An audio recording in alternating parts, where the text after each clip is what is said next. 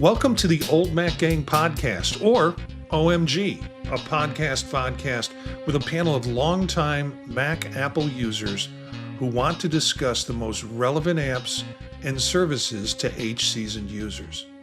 I'm Marty, an Apple enthusiast and podcaster. I'm a 67-year-old age-seasoned user who has a couple of friends with us tonight. We've got a couple of folks that are absent tonight, but we've got a good little core group to talk about stuff and talk about how Apple can be helpful to age-seasoned users.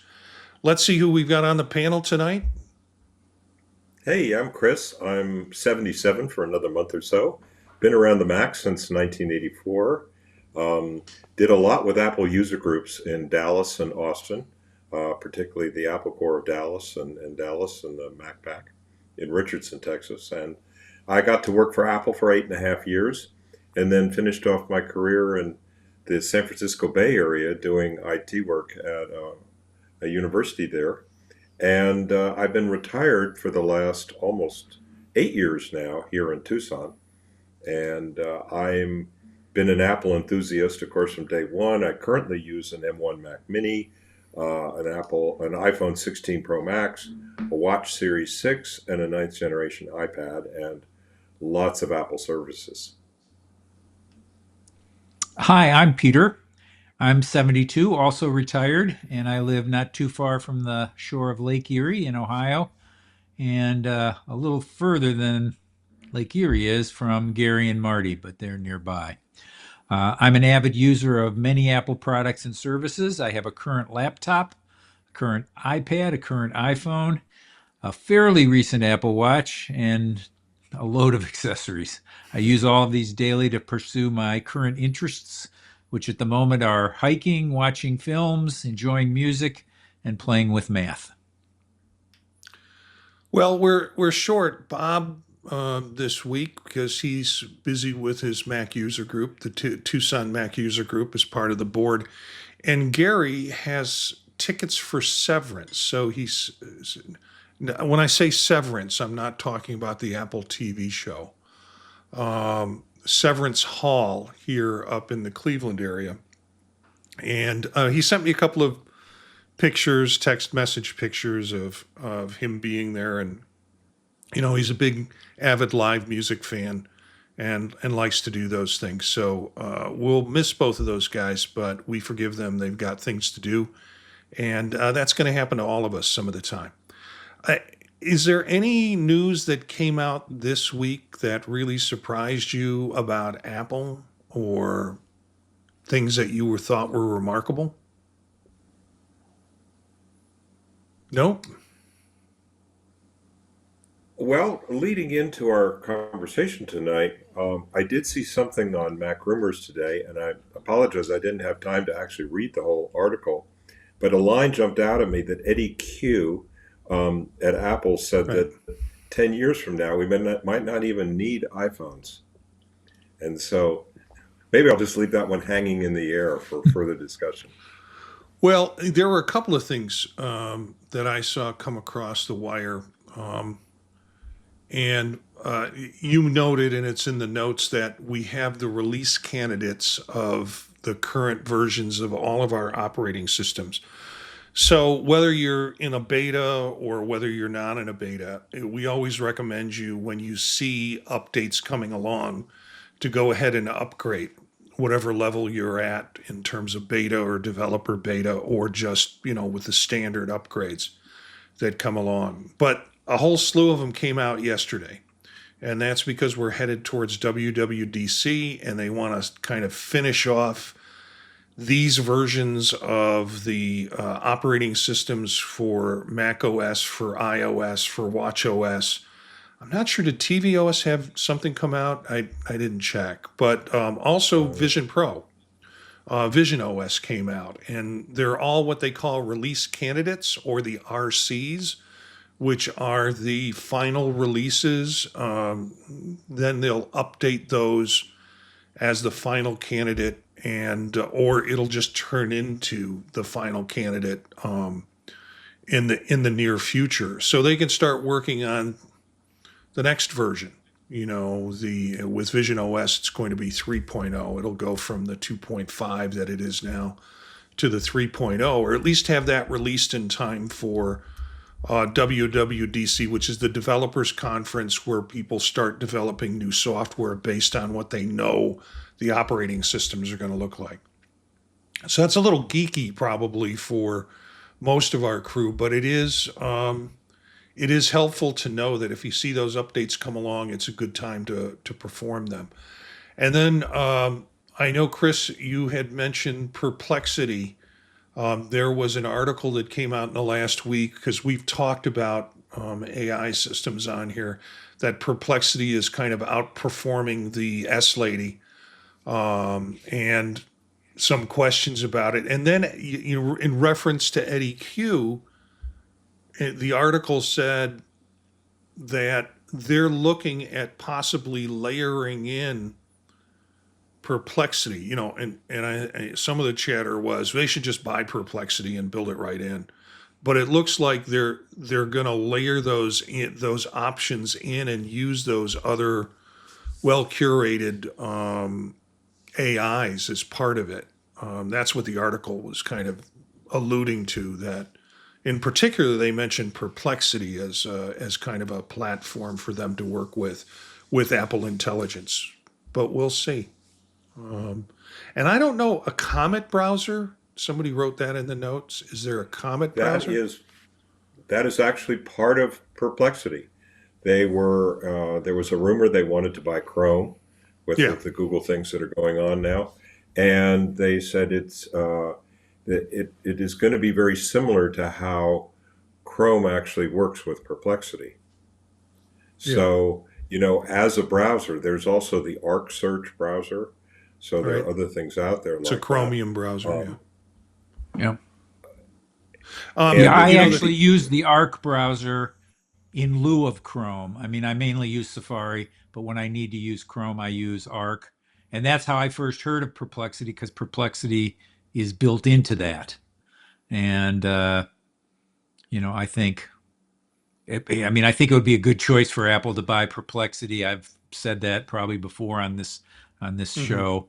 I know that, I mean, in the news, uh, some of the court cases that Apple's involved in and that Alphabet is involved in may end up with Apple not being able to receive the billions of dollars they get from Alphabet every year for making Google the default search engine. And in that case, uh, Apple might want to think about what do they want to do to for people to feel that they have a quality search if they can't Yeah, do and that. depending on what the courts do with Google, I think there are people just swimming around Google waiting to find out what parts are going to fall off. Because there's been a lot of talk about ChatGPT was going to buy Google, or OpenAI was going to buy Google, and they probably have enough money to do it, or they're going to buy Chrome, excuse me, when it separates off. But everybody's in line waiting for, I think, some of the pieces from what's left of Google and Chrome. Should the court cases be successful in busting them up?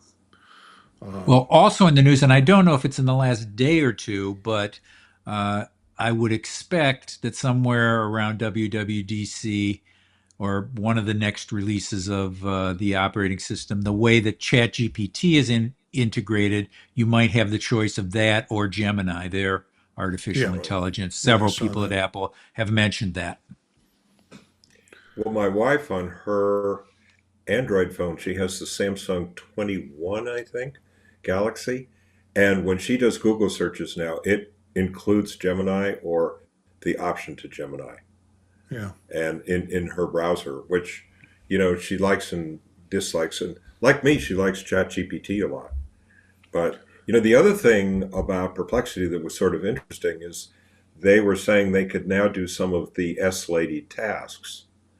yeah, And I thought, wow, doesn't this? And I tried it, and it worked for a couple of for things. And then, of course, I got busy and didn't get back to it. But I thought this could sort of refocus it in a way, and I don't know that it would necessarily be called the same name as the S Lady, but if Apple were to create kind of a middleware um, stuff that could interact with all of the chat services and provide a privacy protected thing. That's, I mean, that's one of the things that everybody talks about, right, with AI is, what's the Yeah. privacy like? And depending upon what we're searching on, because some of it can get into personal medical stuff or who knows what, and you want that stuff to stay private. So, Yeah. Well, but for Apple to do that would be, I think, a big move, right? That where they could really, it would be like, I'm trying to think of the appropriate word. It would be sort of like the cartilage between, if you will, between the Apple OS or Apple devices and the various services that we can now use as apps or in browsers, but maybe there's a better way to align those as opposed to me, that would bring a lot more value than a personalized version of Siri or the S Lady. So, yeah, I never saw, well, on device, I always thought the S Lady was going to be personalized and privacy protected. So the context that you put into your phone can be used in helping generate or combining with outside information for results. All the things they promised last year at WWDC that didn't come through, that they're taking it on the backside for right now, in the press, that it will know who your mother-in-law is, and it will know what flights are coming in from Nevada at what time on what day, and it will then be able to tell you if your mother-in-law's flight is late, instead of having to just go out and find the flight, figure out what the flight is, etc. Where you're using more kind of something out of side of personal context. So I've always felt that Apple was headed in that direction. What I'm doing at this point is I signed up at MacStock and said I would talk about Apple Intelligence with the understanding all of this would have been cleared up in June. yeah, And now yeah. so now I'm like, what am I going to do for 90 minutes? So I am taking every article that comes my way and saving it, because I need to be very informed, because it's something that the Mac family already knows about. But I'm also kind of just like the stock market. I'm not going to look at it for 70 days before I have to put my presentation together, because it's going to be changing, and I'm not going to worry about it too much, and just hope that the things, they start loading some new things on it for me to talk about besides playgrounds. Well, Anyways, we some went of down a bit of a rabbit hole there, but we just thought with this episode we'd do something different. We have two questions, and we're going to try and each answer these questions, and then we have a couple of tips. Each of us has a tip to talk about in terms of that. So, sort of informal, conversational, not a lot of heavy information stuff. But the first question is: are there any Apple products that you would like created or to see improved? So, if there are current Apple products you'd like to see improved, and you might have that. But the other part of that question is there a product that you'd like to see created that isn't there yet? Yeah, I have one for created and one for improved, and they're both pretty short. I mean, what I want to see created is Apple glasses. So very similar to Google Glass or Meta's Ray-Bans, but a little bit better than either. I really am intrigued by what I read about Meta's Ray-Bans. They seem like not a super ambitious product, but it sounds like what they do is pretty good. And that is be able to see what you're seeing, be able to ask some questions about that, be able to hear the answers, and very soon now, maybe to be able to see, not some giant display, but, something you could glance at in the same way you might glance at, your speedometer in your automobile. So there might be some glanceable information that would be helpful to your questions. I know it creeps people out. It even creeps me out, but I like the idea of being able to say picture, and just have whatever I'm looking at photographed, a bumper sticker on a car, you know, things where getting my phone out of my pocket just takes too long. And the thing I'd like to see improved, and maybe we touched on this last week, is MacBooks. I want a cellular radio with a range of data plans. I think that would make it a absolute knockout improvement that a lot of people would love. Well, over the last year, Apple acquired a company out of Lithuania, I believe, and their product is called Pixelmator. And they also have another similar product called Photomator. And I'm a photographer, so I'm really big on photography software. I own tons of it. And people are very interested to see what Apple is going to do with these products. Photomator is theoretically more at the level of Apple Photos, but it allows doing stuff that is more than what Apple Photos can do. It doesn't quite have all the features yet of Apple Photos, but I'm really enjoying using that. Pixelmator is more along the lines of Adobe Illustrator and Photoshop, and I haven't really spent much time with it, but there is a considerable amount of interest and wonder if Apple might, have something to replace what Aperture was when it went away on a professional photography level. That would be a peer to, say, Final Cut Pro, Logic, etc. So I'm very interested in what's going to develop with those, and we hope to hear something from WWDC. And Marty, from what the rumors are saying, it sounds like Apple is going to have more information about Apple Intelligence at WWDC. And from some of the stuff Mac Rumors has said, it looks like it's positive development. So we'll see that coming down. But that would be my answer. Well, I'm wearing my Metas right now. Do I look kind of geeky enough for you? Oh, I think you look great. I feel like Elvis Costello. That's a reference that our age group would understand. And I think I had the video on. I can't tell. No, the video's on now. Now the video's off. I'm going with the same thing and I've got to take these off because I've got to put my real glasses on so I can read my notes. I'm going with the same thing Peter had said. I would like to see Apple Glass. I have a Apple Vision Pro. I do the Vision Profiles podcast with Eric Bolden on Monday nights, and I can see the potential of a step down in it because at one time, and it's still in my closet, is Google Glasses. And I really like that. It was just about there. And that was 10 years ago, 12 years ago, something like that.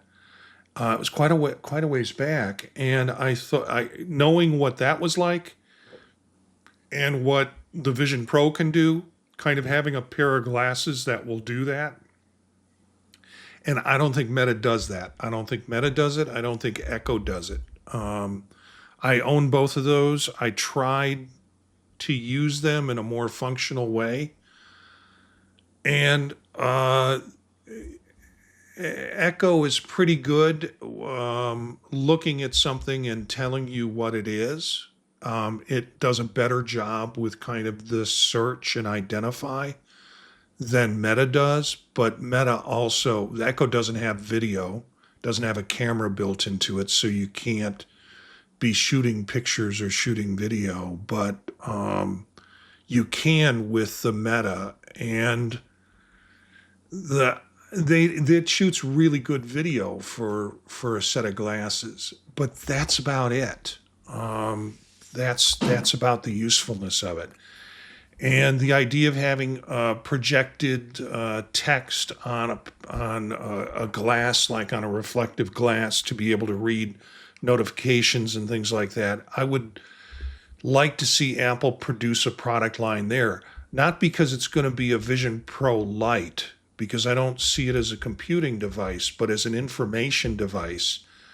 I Where people can get the information within their iframe. So I'm kind of looking forward to that possibility. Now the rumors are that we'll be getting something like Apple Glass.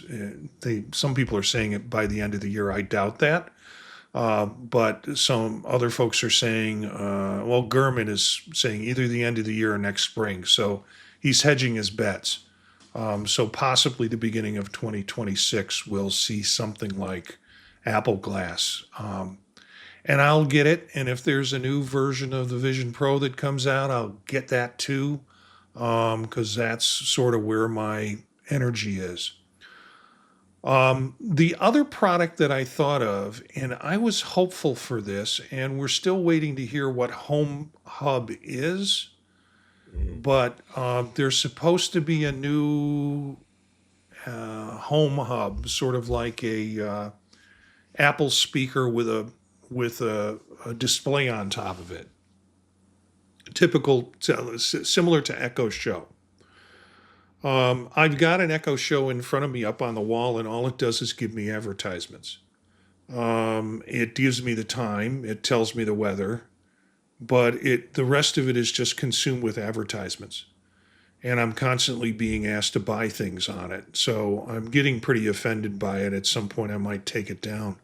But by the Home Hub I'm speaking about that Apple could conceive, and I think Andy Anako talked about this a while ago.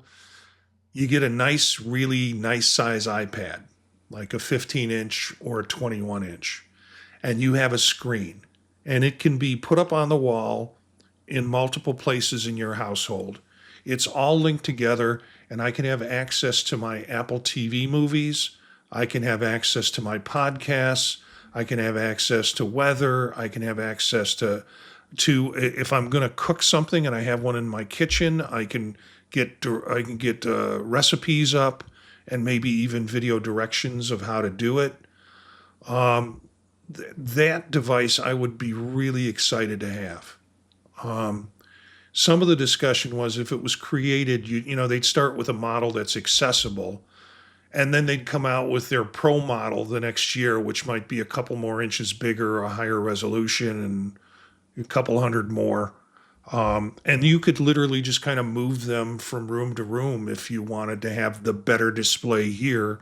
You buy the new one, you put it in that room, you take that one out and put it the other one out and put it someplace else. So the idea of sort of, it's not an Apple TV like, they talked about doing at one point, but it's not a smart TV, but could serve all of those functions. And it's not just an iPad that you're hanging on the wall. So that's sort of my dream. Either a new set of Apple glasses or a Home Hub that is really kind of window that you can place in different parts of your house in order to get access to whatever you want. Of course, it would work with the S Lady for calling things up. So those are my two ideas. Any discussion about that? Let's go on to question 2 then. What is the next technology, that could be software or hardware, that you want to learn, and why do you want to learn it? Well, mine is software, and it's called vibe coding. Vibe coding is the use of artificial intelligence to write computer programs. So I want to learn how to be good at it, where I can describe what I want the program to do, and then have the artificial intelligence write it for me. Maybe I need to do a little tweaking once it's done, but the bulk of the coding is done by the AI. I've dipped my toe into it and done a couple things. So I want one. I want to set it up. I know it's possible to set up. I haven't done it, so that I don't do a lot of cutting and pasting. I mean, what I've done involves, a programming window, a program output window, another box for the AI to, and I cut and paste and cut and paste. What I want to create with it is data visualizations, so essentially charts and graphs and things like that. I want to use it to automate repetitive tasks. So I want it to write Apple script for me that I can hook into shortcuts and hotkeys on my laptop. So that's stuff that I do over and over again.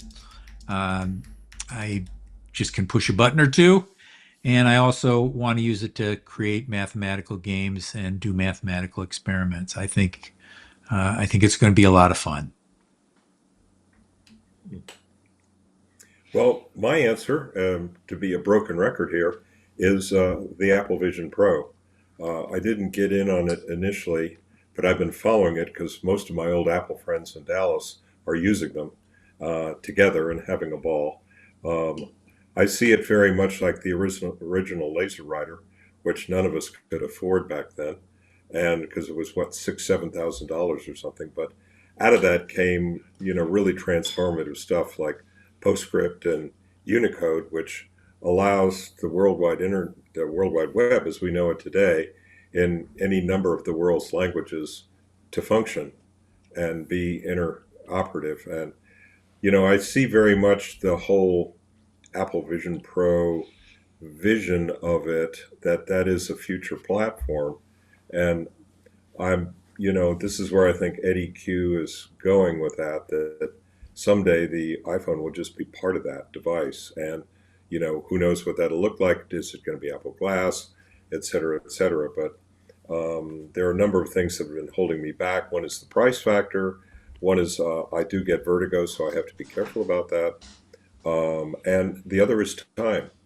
But I could see this as a very interesting stuff to use for processing photography and stuff. So that's something I'm interested in sort of down the road on a hardware level. Software wise, I'm, like I said, I work with a lot of photography. Well, what would we call it? Post-processing photography software. So quite several of those programs. And it's always interesting to see how they evolve and develop. I was at a mug this afternoon where they were looking at Pixelmator Pro. Mm-hmm. And the person was doing a wonderful demonstration and was deep into it. And like, here's my backyard.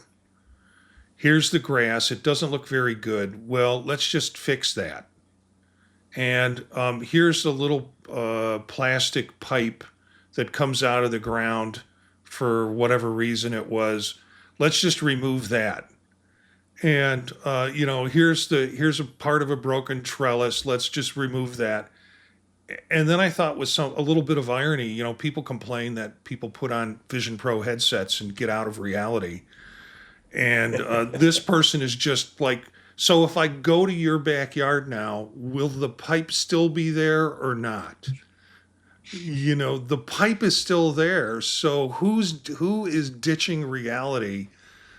People with headsets or folks like you, Chris, who digitally post-produce video pictures that don't look anything like it. And then here's a picture and there's too many clouds in the sky. So let's just change that background and make it a sunny day. It's like, no, that's the reality. If you live in Cleveland, you're going to have like 250 of those days a year or more. Anyway, I thought it was interesting looking at all the things that can be done with video edit or with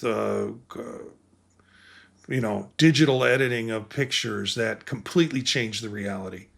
My sidewalk's all cracked up. Not anymore. I can just change the sidewalk. Uh, and yeah. So go ahead, Peter.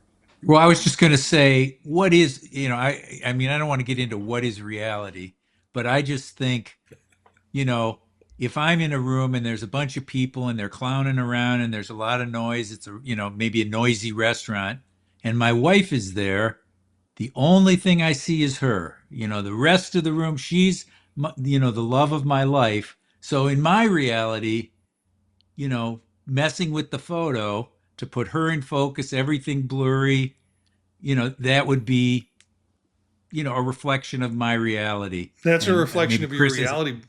It's not a reflection of what's going on in the room. So, Oh, well,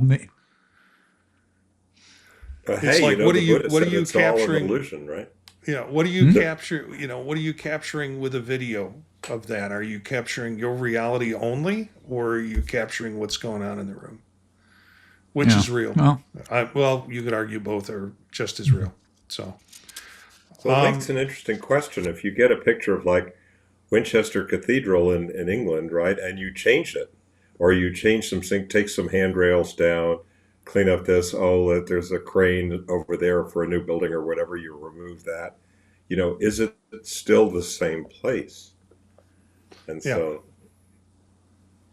yeah. it becomes This interesting. guy was so into it, and I don't own Pixelmator Pro, but I was tempted to put that in my corral of apps to use. But then it's like, oh well, we have this picture of this Indian statue, and it's not very shiny. It's kind of weathered and old, and it's shot in poor light. So let's clean that up. Let's make them look like a much better statue than what was captured through my photo or probably through my eyes at the time.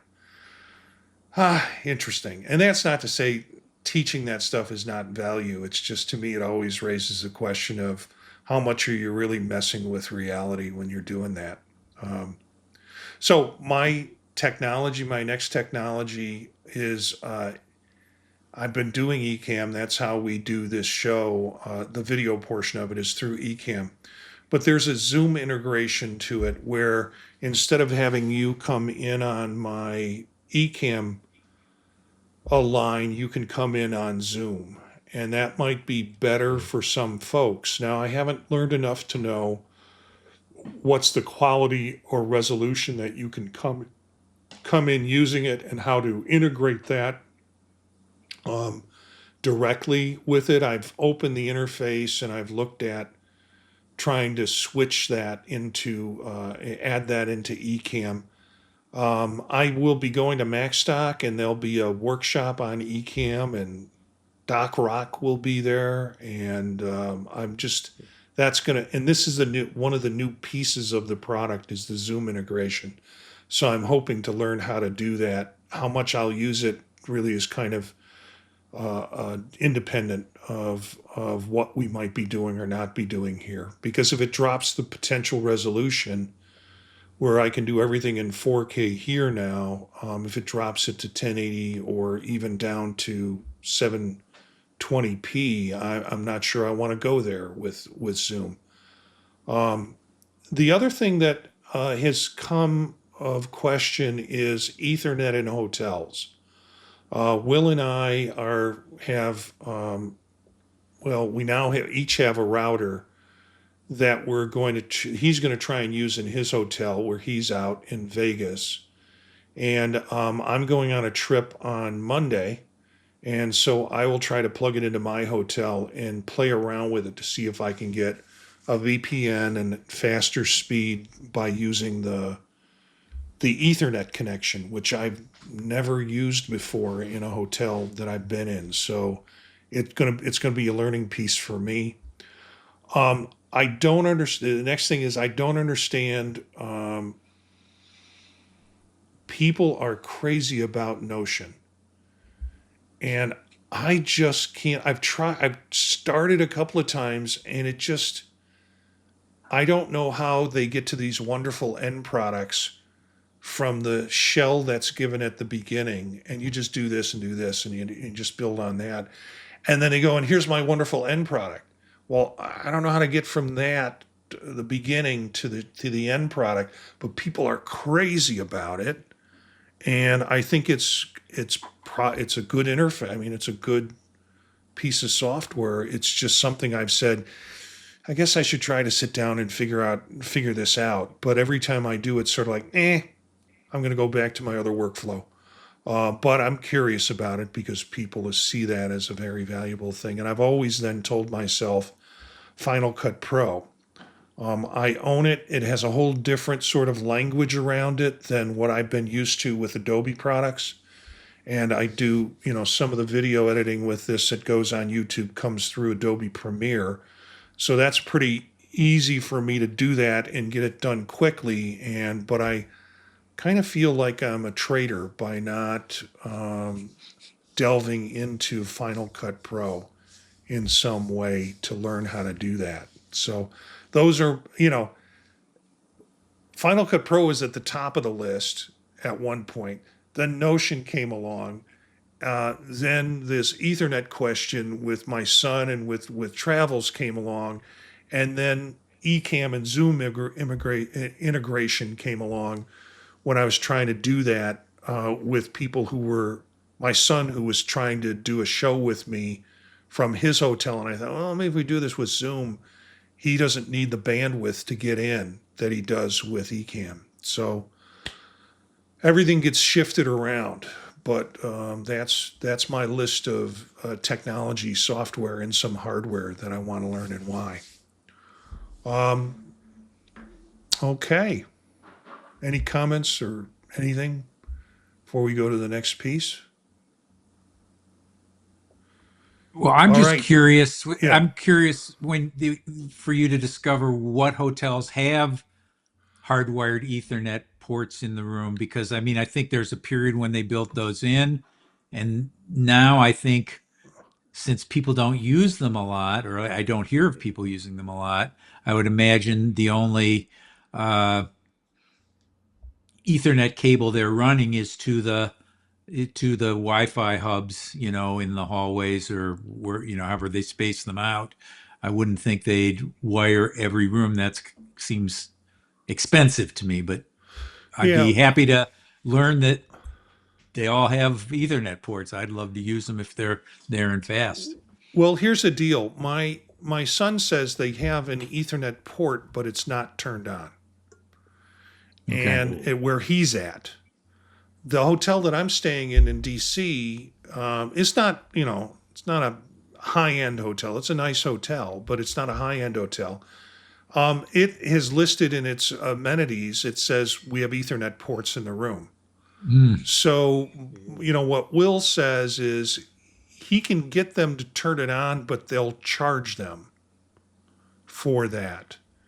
And he would like to not have to be charged for it, which is my son's way of viewing the world. And but his claim is, hey, I'm staying here for a month, so they should be able to turn this thing on and let me do that. So he might try and play that angle in the next week or so and see whether he can make that happen. I'll be in DC, and supposedly they say there's Ethernet ports in the room. When I've done some research on it, they've said, well, yeah, they're in the room. You might have to get somebody to turn them on, and if they turn them on, they're going to charge you $9 to $20 a month, $20 a night. Because I also GPT'd that question to find out what are the options for me. So yeah, it's a little bit of an adventure. Then after DC, I go to Chicago at the end of the month, and I haven't checked that hotel out, but I will, and see what the options are in terms of Ethernet through that hotel. But yeah, it's a new world for me because I just never went through the Ethernet process when I started you taking laptops with me. I just went with the Wi-Fi. But supposedly, many of the hotels have just deconstructed the Ethernet and just put nodes on every hall or on every floor, and they're not individually turned on in every room. So, tips. Peter, you got a tip for us? I do. It's probably a tip that some of our listeners already know, but I view it as the use hotkeys tip. And it's basically, it starts with menus. People mouse around and make choices off menus when they're operating their computer. Whenever you're using a menu, take the time to notice on the choice you make whether there's a hotkey listed and give them a try, especially for menu items you use a lot. Usually, the ones that people learn the hotkeys for first are uh, copy, paste, and cut. But I still see a lot of people who don't use those, and I think if they would start using Command C, Command V, Command X, they'd probably find a lot of things more pleasant as they gain in that fluency of using the keyboard. Command D is a good one for going to the desktop when you're in a file dialog. Command Space, I'm amazed at the number of people who don't know that one, to pull up Spotlight for a quick search or an instant calculation. And on this show in a previous episode, Command Shift 5 to get to the screenshot choice panel. Doing that by looking at the menus is an easy way to learn a sort of one at a time, a hotkey that you might want to use, and pick them up at your own pace, not thinking I've got to learn a lot all at the same time. I'll just, as I use something and notice I'm using it over and over, and I'll say, is there a quicker way to do it? Yeah, I just actually used a command 3 is what it is. Ecamm has its own sort of menu system to be able to switch to different scenes. So when I switch to your scene, Peter, where you were full screen, it happens to be command 3. Chris's command 2. There is no designated command shortcut for the view that we have right now, which is all three of us, but I could set that up if I wanted to. I'm using, to do most of the switching, I'm using a Stream Deck, which is a button to move it around. But I wanted to choose, I wanted to use keyboard controls. I was thinking that's the tip I'm going to give, to use those. And I got in here and I read it and it's like, oh, Peter got to it. But it's the kind of things like, they're connected to letters. So Command C is copy. It should be Command P is paste, but it's Command V. I guess Command P is probably print, maybe, or print screen. So they gave it V instead of P.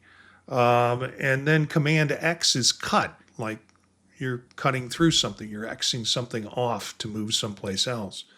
So some of those you just can, the more you use them, and they're often universal through different programs, so they're gonna keep those basic keyboard commands through the same programs. They'll have other complicated ones that's like Shift Command, whatever. But as you use those, you get to understand them, and the more you use them, then it's just easier to kind of make those decisions with your fingertips instead of moving all around the territory to do it. Chris?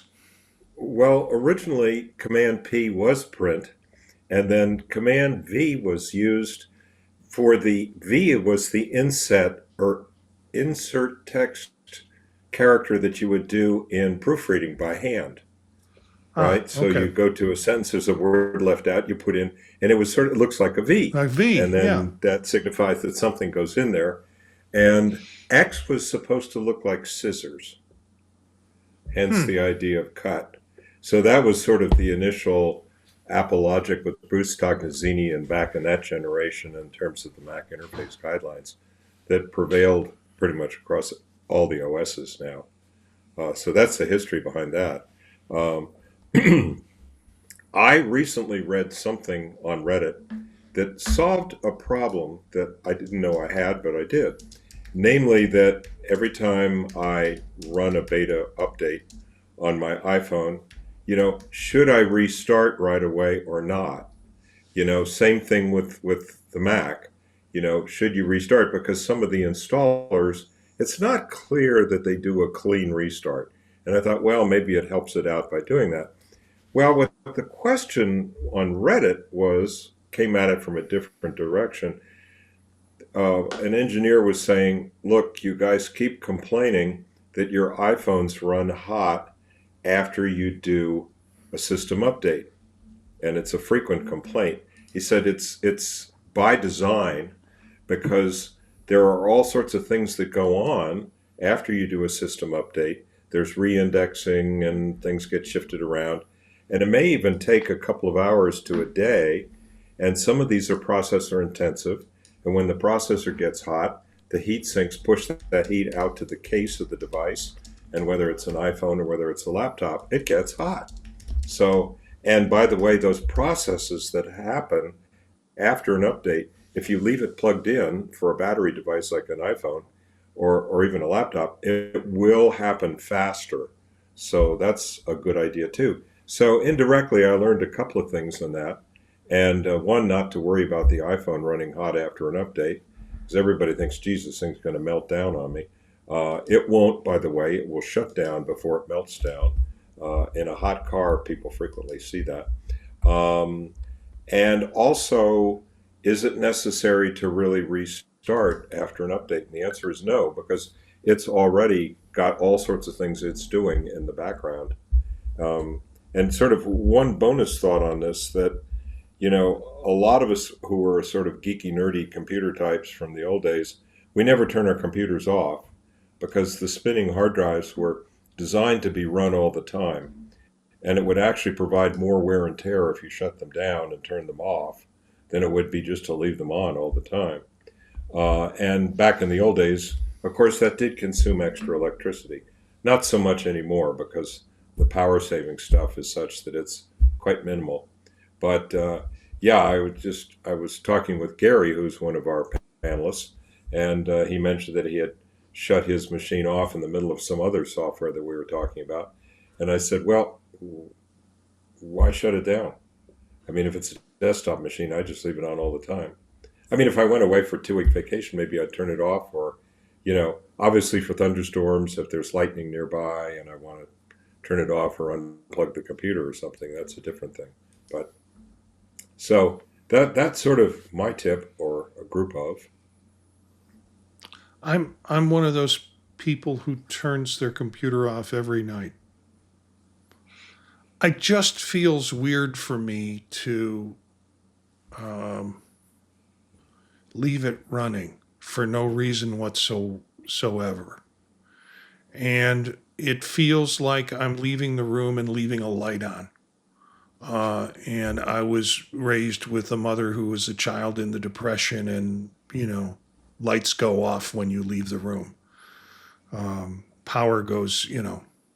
So whether it's power saving or not, it just feels like I'm putting more mileage on my computer and I'm not using it. So everybody says not to worry about it, but don't.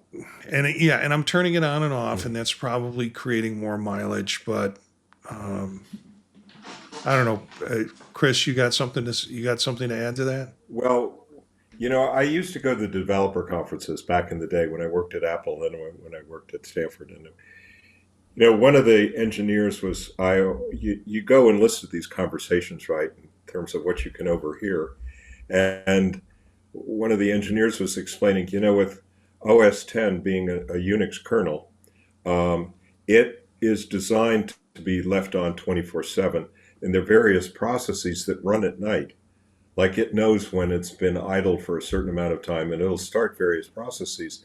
If you don't do those, like Time Machine would be one, but that's more that's individually run. Those processes need to happen during the day, which might slow down your performance, maybe not so much nowadays with the much faster computers, but it could impact your bandwidth if for backups and stuff. Uh, So there is stuff that the OSs do at night. The computers aren't really idle. And I just turn off the monitor now, which I have a hotkey to do that. And if I forget, my screensaver will actually put it in a sleep state where some of the yeah, hard drives will stop, and then I come back and Adobe Lightroom's complaining it can't find its hard drives, and so oh well. yeah. But it figures it out. I regularly run probably at least once a week, clean my Mac to address some of those operations that are helpful for cleaning and addressing leftover stuff that's on your computer that's done automatically by the operating system anyways. But I just it feels like I'm washing my car. And so yeah, I don't, and I don't think you're going to change me. You're going to convince me that I shouldn't turn it off at night. I do unplug it and when I go away from the house for an extended period of time, just to make sure there's not going to be any problems with thunderstorms or surges, although I've got it on a surge protector and all that. So my tip, and then we'll move out of the show. My tip is hiding and unhiding your menu bar. Well, there's a menu bar at the top, and then there's a program bar at the bottom. I'm talking about the program bar. There are actually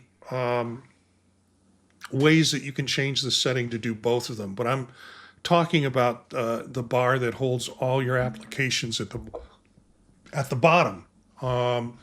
And there's a time where you had you can set it up so certain apps grow as you move across. They kind of expand and you can see them as you're trying to select the app that you want to. But I'm just talking about dropping down and dropping up. And the way to do that is to get into your system settings and go to desktop and dock. And if you page down desktop and dock, you will get to there's a lot in there now, but you'll get to a function. You get past stage manager, you get past widgets.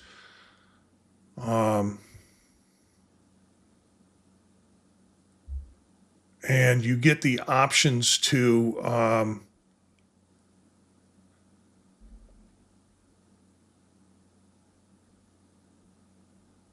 It's auto hide, right? auto hide. Yeah.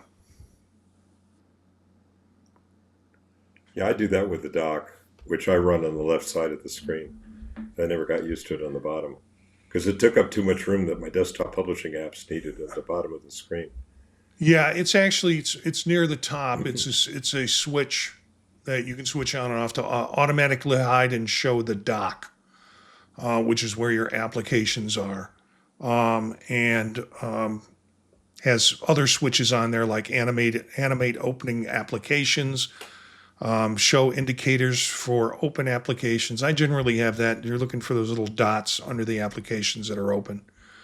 So all of those, but particularly the top one in that submenu, automatically hide and show the dock, is useful, and you don't realize how it's not like so it's giving you like a half inch of more real estate on your window, but you don't realize how distracting it is in terms of more stuff on your screen. And if you want it, you just roll your mouse down to the bottom, and that's where you're going to roll it anyways. If you're going to open the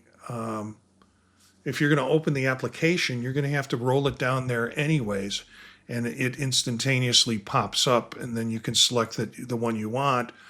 Or eventually, if you get into keystrokes and you get into options, you can use something like Alfred, and do an app called Alfred, which sits in the menu, and you can activate Alfred and then put in a few words, and it'll bring up the right or type a few letters of the application, and you can open it from your keyboard without having to pull down and do all that muscle work that involves opening an app.